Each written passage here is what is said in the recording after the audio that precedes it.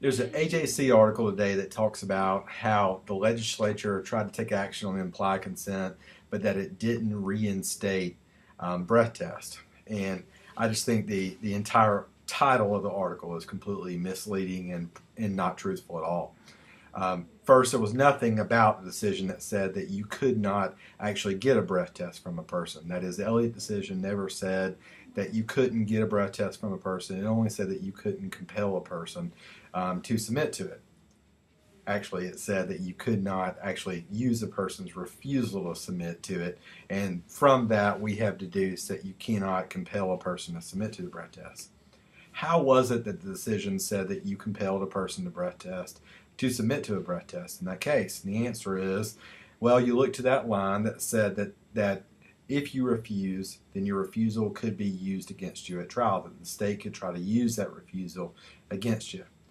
That leads a person in the situation of having been requested to submit to a breath test to go ahead and do it. Because if you're afraid that the state might introduce evidence of your refusal against you, then you're more likely to submit to the test. The legislature decided this session to go ahead and step in and try to remove that provision that allows a law enforcement officer to tell a person at the time of their arrest that the evidence of their refusal might be introduced against them at trial. And they limited that new revision to a person's refusal to submit to a breath test. Quite honestly, after Elliott, that was the provision that the Georgia Supreme Court said was unconstitutional, the provision that allows the state and a law enforcement officer to use that person's refusal to submit to a breath test against them. After Elliott, that probably is the correct revision to make. There's no other provision of implied consent that was directly challenged in Elliott. There's no other provision of implied consent that was held to be unconstitutional. So, quite honestly, it probably is the right thing. And it's going to be really interesting to see whether or not it in fact allows for the admissibility of it. Just based upon Elliott, it appears to be the right answer. It appears that if you're going to use a person, if you're going to admit a breath test, that's probably the correct direction for a law enforcement officer to give to a person.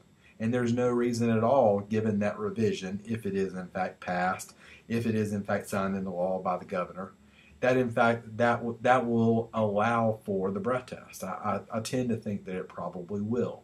That if we're just going on the challenge that was raised in Elliott, that you probably can use breath tests. Now, there are other provisions of implied consent, for example, the first line, that certainly need to be challenged, that need to be addressed as well. And I quite honestly don't know how in the world the legislature didn't take more comprehensive action prior to this session to address these problems. They've been issues that have been in the pipelines being litigated for a very long time. And it appears as though a lot of law enforcement, a lot of prosecutors, a lot of legislatures just sort of said there's no way the court's going to do what in fact they should do if they're being intellectually honest.